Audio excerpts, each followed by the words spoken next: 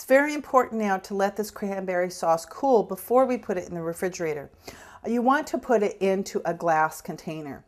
Glass is one of the most neutral things that you can put your food in. It doesn't, don't put it in plastic. It's going to stain your plastic and it will absorb some of that plastic flavor.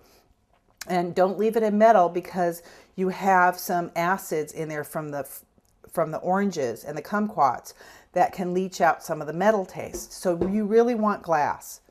Pour that in. And remember to scrape out your pan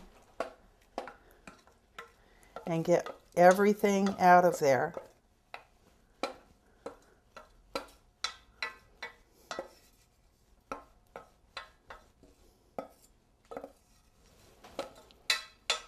So pretty clean.